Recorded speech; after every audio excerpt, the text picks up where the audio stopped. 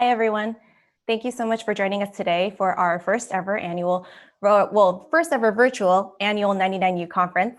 My name is Jeannie, and I'm one of the senior product designers on Behance, and we're streaming to you live today from Founders Lab in Brooklyn.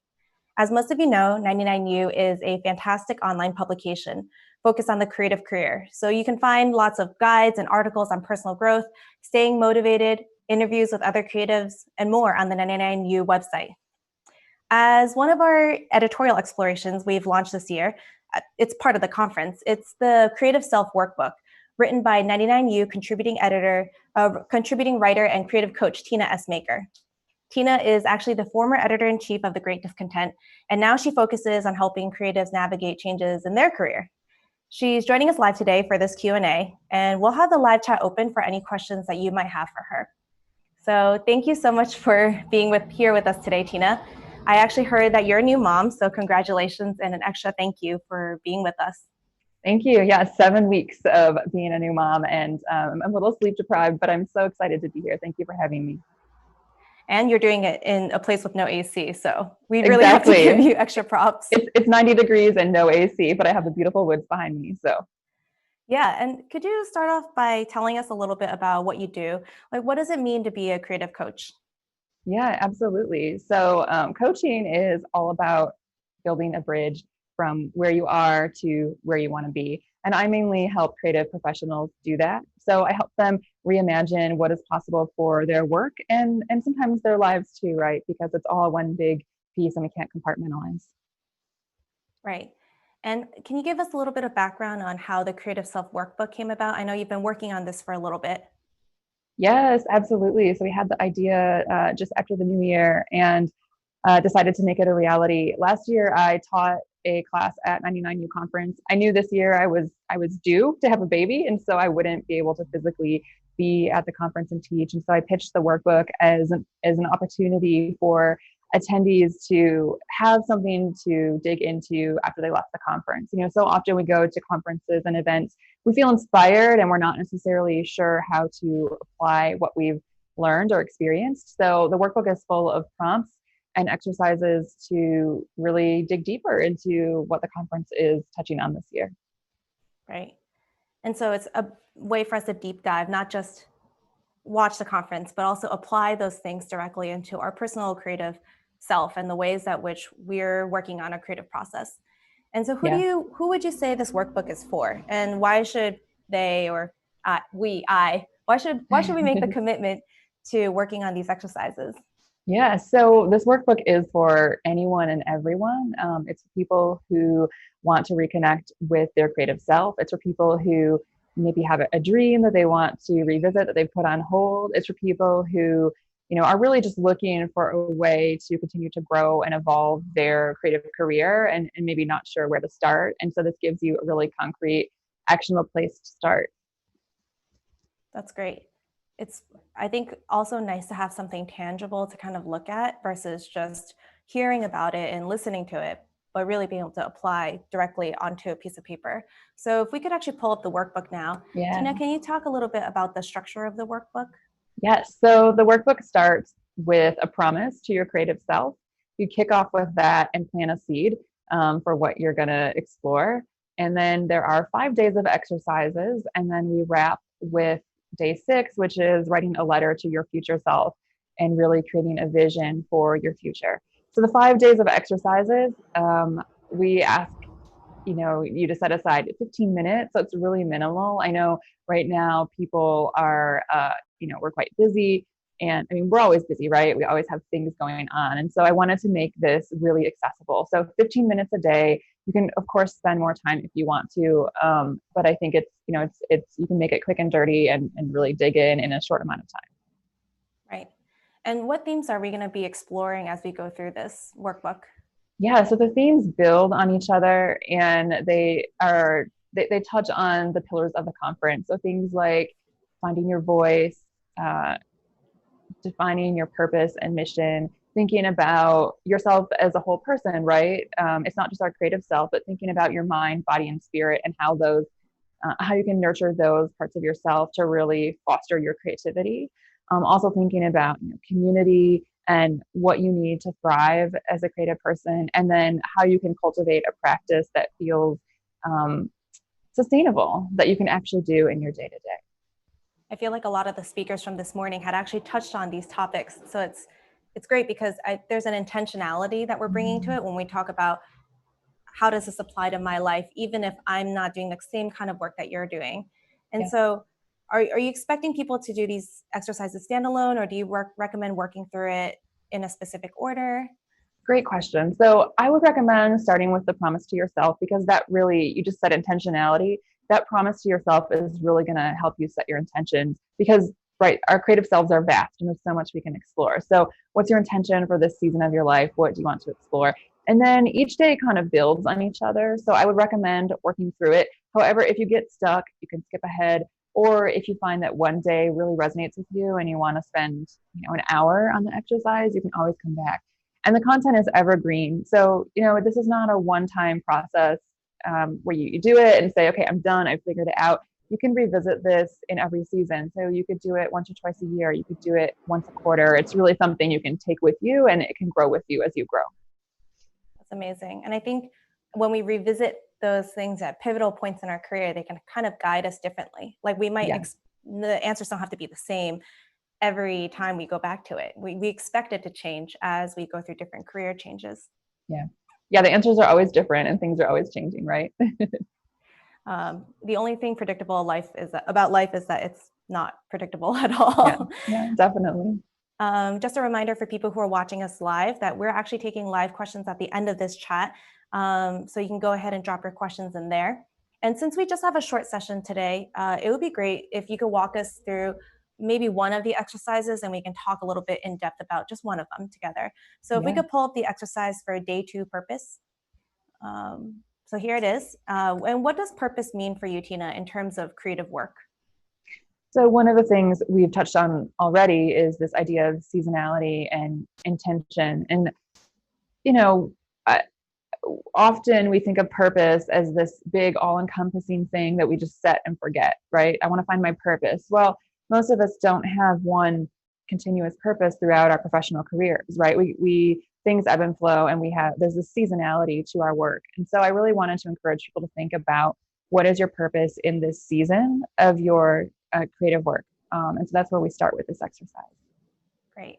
And so we see each of these 4 quadrants. So if we could look at step 1, interests, and what are you kind of thinking that people will be writing down here? What do you define as interests? Yeah, so this is really broad, and I want people to really paint with large, broad brush strokes. When you think of interests, you need to zoom out and not just think about your career. So you can look for clues in your childhood, right, or your teenage years. What are your interests? What are your curiosities? What are things that you desire to learn more about in your work, but also in your personal life? Because so often the things from our personal life that we're interested in can inform our work and also make the work that we do unique, right? It gives us a particular voice and purpose that helps us stand out from others. Right. Creative purpose is more fluid. It's not just, this is what I do to make a living, or this is what I do to pay the bills. It can be kind of broader than that. And I think for me, for example, I've always really gravitated to making things, even as a kid, just like putting together little, I would make cakes out of, leaves and grass and things like that, being very concerned with making and producing things. And I really see that as like a trend in the kind of work that I do, inside and outside of like my actual professional job. Yeah. That's awesome. We could look at step 2 for strength. So here we're talking about listing innate talents. What are you kind of thinking that people will be writing down here? Because strengths, I think, is a very common interview question, like what is your greatest strength and weakness? But I'd love to hear more about your thoughts. Sure. So this can be tricky, right? Because I think we are often so self-critical, and we look at this question of what are your strengths and might respond, well, I'm not sure. I don't know if I have any. So I would encourage you to, if you get stuck, you can reach out to a friend, colleague, family member and say, hey, what do you see in me? What strengths do you think really shine when I'm at my best, right? But strengths can be anything from an innate skill or ability. It can be something that you've learned, something that you've honed over the years, something you've been trained for. So again, thinking more broadly about these things and not so, not so focused in on just the work. It can be strengths that come from your personal life as well as your work life. Right. Because I think as designers, we think a lot about very concrete strengths like pixel perfect or ability to use a certain type of software. But what if strength is something about your personal character and the way that you view the world? Like those are all kind of things that we could bring into this. Yeah. And if we look at step 3 for resources, what are you kind of thinking about? Because when I hear resources, I'm hearing, I mean, my first instinct is cash because, a lot of people talk about runway or, investment. But what are you thinking about when you think about creative resources? Yeah. So resources, again, is really broad, and it can be anything from finite resources like time, right? We can't renew our time. We only get so much, to resources that are infinite, like money, although it doesn't always feel like money is an infinite resource, but it is something that we can renew. It's something that we can bring in more of. So thinking about time and money, thinking about your community and your network and who you know, thinking about your training, any groups or communities that you're a part of, all of those things can help you recognize opportunities that already exist for you that maybe you're overlooking. Right. So I think one example that comes to mind is maybe something like flexibility is a resource that maybe we wouldn't think about. I feel like for those of us watching in chat, it would be great if you guys could share what kind of surprising resources you found, because what's really great is that we might not think of some things as resources in our lives until we learn that other people are like, oh, I really value having flexibility in work. And you're like, oh yeah, that is something I have. And that's something that I kind of took for granted. Yeah, that's a great point. And the other thing too is that I think when we're reflecting on the resources that we have, we often think about the things that we don't have, right? So it's like, well, I don't have the time, or I don't have the money, or I don't have this or that. But if we can start with what we do have, that can give us a good foundation to then build and think about, okay, I have these resources. What other things do I need to reach this goal or fulfill this dream or vision? And then you can start building the blocks and creating a really nice foundation for the goals you want to achieve. Being able to honestly assess that and then work forward from there. Yeah. Awesome. And then lastly, for step 4, it's intuition, which I think is kind of like a slippery subject. It's very hard to kind of grasp. What are you kind of imagining here for intuition? Yeah. Well, this is a very ambiguous idea, right?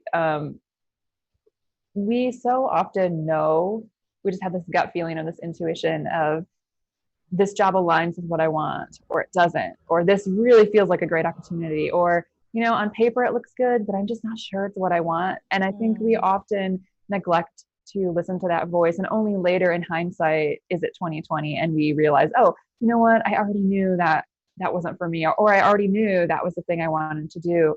And so I think taking a moment of pause to really listen to ourselves and be in tune with ourselves is important, because we can seek advice and counsel from mentors and colleagues and friends, and we can list pros and cons. But at the end of the day, it's important to sit with a decision or a project or an idea or something you are dreaming about and see how it feels. And so intuition is all about taking that moment of pause, seeing how it feels, and honoring what your gut says and what it's telling you. Right. And do you have an example of that? I know that, intuition, I think, is really easy to talk about in a vague way, but do you have a kind of example of that in your own life or career? Yes, I do. So about 3 years ago, I was transitioning from the Great Discontent magazine. And I was going through a big personal transition as well. Many things in my life were uprooted, and I was really seeking out safety and security. And I interviewed for a full-time position that, it looked great on paper, benefits, salary, like the most money I had ever earned in my life. And there was just something in my gut that said, you know what, I don't think this is the right choice for you. It's not a bad choice. It's just there's something else for you. But the thing is, I didn't know what else there was, right? This was the only choice on the table. And I felt like, if I don't take this, am I going to be missing out, right? So I listened to my intuition. I declined the job offer. I said, thank you, but I think there's something else. for me. And it was shortly after that that I landed on this idea of becoming a coach for creative professionals and decided to get trained and launch my business. And here I am, 3 years later, doing this work that I really love, that I would not have discovered, or maybe I would have just discovered it later had I not listened to my intuition. So that was a huge moment for me and a big example in my life. I love that because intuition doesn't try to imply, this idea of intuition doesn't try to imply that a decision is good or bad, right? Like you said, taking the job could have been a good choice maybe for somebody else, but for you, it was really about going with what you personally felt convicted for and like the kind of career path that you were interested in taking from that point on. It's not trying to make a qualitative statement about, is this objectively good or bad? Yeah. And just a reminder, I know there are a ton of questions coming in from the chat, so you guys can go ahead and keep dropping them in there. And Tina, what would you recommend if I want to spend more time investigating this way of thinking about why I do what I do? Sure. So you'll start with the exercises, work through all the days. You can definitely revisit those. And also, if you have friends or colleagues or people who are attending the conference, it could be fun to have a Zoom chat with them or have a group call and kind of talk through with each other what your takeaways were, what you were reflecting on. I find that can be helpful because everyone has a different way of thinking and approaching the exercises. But also at the back, we've included an appendix with resources so that you can dig in deeper to these topics. And it's everything from books to podcasts to past 99U videos from speakers on topics that are relevant, TED Talks, it's all things that are accessible. And it's a great place to start if you want to dig in deeper. I love this because I think there's a lot of conversations about this type of thinking, about purpose and what are we doing in this world and with our work. But I think it's curated by you, and there's going to be a lot that we can be able to take from that directly relates back to the workbook if people are working on it over the course of this week. Definitely. Yeah. So we actually have some questions coming in from the live chat, and I think it would be great if you could answer some of these. Sure. One question was, how do you silence the inner critic? Oh my gosh, I love this question. I actually worked with, I've worked with most of my coaching clients, and myself included. We all have this inner critic that pops up in our heads. And the inner critic has things that they're going to say to you. Like your inner critic has probably specific statements or questions that they plant into your mind over and over, right? So I think that we can never truly get rid of that inner critic. It's going to always be there. I think what has helped for me, and also what my clients have said has helped for them, is to kind of acknowledge it and say, okay, inner critic, I see you here. You're asking these questions. You're telling me these things, but you know what? I don't need your help right now. And kind of finding this conversation that you can have with your inner critic to acknowledge that it's there and it may never go away, but just to say, you know what? I've got this. I don't need you. And to have something that you can reframe, right? So if your inner critic says, who are you to think you can do that? You're not trained or qualified. You could reframe that and say, hey, thanks, inner critic, but you know what? I'm actually going to get some training. I'm going to practice the skill. I might not know what I'm doing yet, but I'm going to, and I'm going to make this happen. So just reframing it, taking what the inner critic says and saying, spinning it into a more positive and actionable statement. I find that really helps. Right.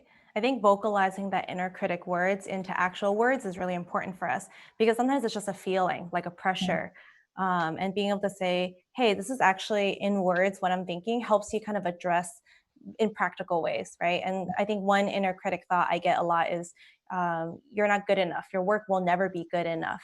And I think once I vocalized that in actual words, I was able to think, okay, well, what does enough mean? Sure, let's talk about this. Instead of just constantly feeling like a pressure to perform that kind of felt like I wasn't able to talk about it and process it.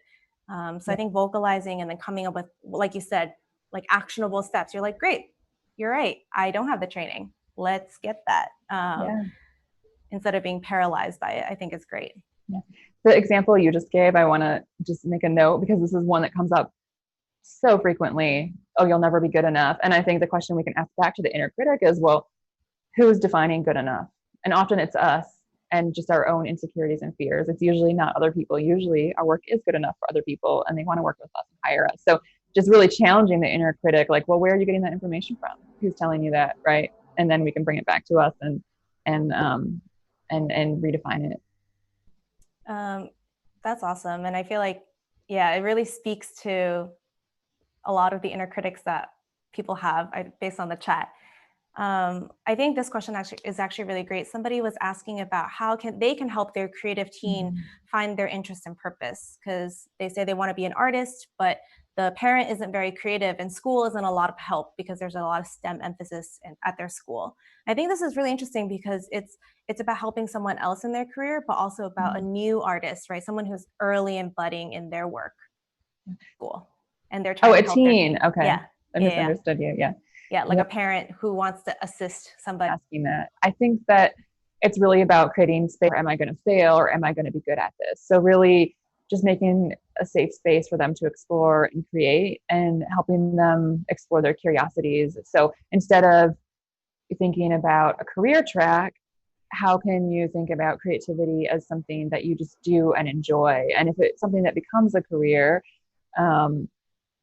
later on, then that's great, but you don't have to professionalize it in the beginning. Yeah, I think creating space and just helping them ask questions and explore and try a lot of different things, trying a lot of different identities, trying a lot of different hats when it comes to creativity. Yeah. What I'm hearing is also like helping them develop good creative habits, right? Because like when you're allowing them to try different things, the habit of trying something, knowing that it might not work out, that's actually a habit that a lot of artists and designers end up relying on, which is that you're gonna try designs that don't work or art that isn't quite right. And I think you're really talking about that like process, helping someone go through that process and learn as a young teenager or as a student about what it means to try and fail or to have, good mental health care while they're creating art. Any of those things can be like good creative habits for us to go back to at any age, really. Yeah. Yes, always. Somebody asked, which I thought was really interesting, was how do you measure success? Oh, this is great. So I think success is seasonal. I think that it just depends on where you're at in your career and your life. Like for me right now, success looks like I'm on maternity leave and, I'm parenting full time. Success is popping over to, hang out with you guys on this live stream for a little bit. And then I'm going back to parenting and hanging out with my baby. So, but had you asked me the first quarter of this year, it would have been, success looks like having the most clients and work that I've ever had, right? It was an incredible first quarter. And then I completely shifted to becoming a parent and, making that transition. So I think we're always going through transitions and we're always redefining what our work looks like in big and small ways. So success, again, is very seasonal. And I think it's important to kind of break it down. Maybe you look at what does success look like for this quarter? What does success look like for this month or for this week or even for this day, right? So often we have a big to-do list for the day. Maybe success means I do 2 or 3 things off of my list today, and that feels really good. So I think that diving into the workbook will help people think through what success looks like for them in terms of mission and purpose in the season that they're in. So I would say, dig into the workbook and see what you come up with through that. Yeah. I love that you're kind of framing it within a specific time frame too, because like you said, some days success is getting up and it's past noon, but you know what? It's fine. You have to just, that's what you have to do. And, especially as mental health continues to be a big part of the conversation, that was a lot of the things that came up in chat. I think when we place this large form of success, which is like life success, onto the plate, it feels overwhelming. And it becomes really hard to talk about things like emotional sustainability or mental health. But then what you talked about in terms of breaking it down to quarters or months or days really helps us break it down into like digestible chunks and acknowledge that it will be different for different time frames. It doesn't have to look the same. Okay, we have one last question before we end. Okay. Somebody was asking how to find purpose when you are really lost. I think that's really, really critical, especially because, you know, we've all been trapped at home for a while. There's a lot going on in the world. Yeah. How do we find purpose when you're really lost? I mean, I don't know if we have enough time to answer this one. This is hard. I think it's okay to sometimes feel like you are out of touch. Well, let me say this. I think there are many moments or periods of our careers where we feel out of touch with our purpose. And I think that's totally normal. And I think that the conversations or the things that we see on social media where it feels like everyone else is so in touch with their purpose and engaged in it, I don't think that's the reality for most people. I think most of us struggle with our purpose. Even when we feel like we've latched onto it a little bit, we still doubt it, right? So first of all, I think just normalizing that it's okay to not know. And then I think just diving into, things like the workbook or journaling or, finding something that you can do every day, even for 5 or 10 minutes, that can help you reconnect with that sense of purpose. And I can't tell you what that is, but again, I'm going to point you back to what are your interests and curiosities? What are the things that you really desire to do? What are the things that other people see in you, the things you gravitate toward? Those things are going to give you clues about purpose. And also, I want to say that our work doesn't always have to be the end all be all when it comes to purpose. We can certainly get a lot of satisfaction out of our work, but sometimes our purpose is related to our personal lives or personal and professional lives, and that's okay. Right. And like we're multifaceted people. Mm-hmm. And as multifaceted people, our purpose is multifaceted. I think that's really hard because when you meet someone, a lot of times the most outspoken people or the people who are really good at elevator pitches are the ones who are great at summing up their purpose. Yeah. But the reality is that it's going to look different for different seasons of that person's life. We're just not privy to their inner world. We're just not necessarily sitting with them through that. Mm-hmm. And I think that's okay. And it's okay to acknowledge that, you know, it's not always going to be the smoothest, most elegant ride of, I know exactly what my purpose is. Yes. I feel totally confident that in every decision, creative decision and career decision I'm making. Because like you said, in your own career, right, there was actually a time frame between declining the job offer and starting as a career coach. Mm-hmm. And so in between there, it wasn't just perfect knowledge of your purpose and like completely understanding that for yourself, but just kind of a vague idea of like, oh, okay, I think I know where I'm going. Yeah, no, it was about a year. It was like 8 to 12 months of, this kind of in between not knowing, but I knew that I would eventually get to the place where I felt more aligned with my purpose again, but I had to give it some time to explore. And I kind of treated it like a gap year. So I just I took off some of the pressure and said, it's okay to not know. And I think that once we take off the pressure, sometimes that can actually help us get in touch with our purpose more because we have less anxiety about it. And we can step back and see things more clearly. Right.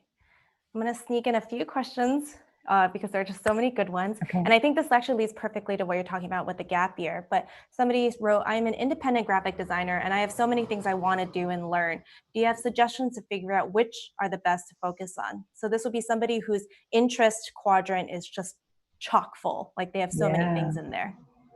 Well, this is wonderful because you have so many things to explore and you have a lifetime of exploration ahead of you. So I would encourage you to sit down and think about what are the things that you really want to focus on and do this year. And then if you look at, high level, the top 3 to 5 things that you want to achieve or focus on, what are the interests or explorations that support that, right? Hopefully that makes sense.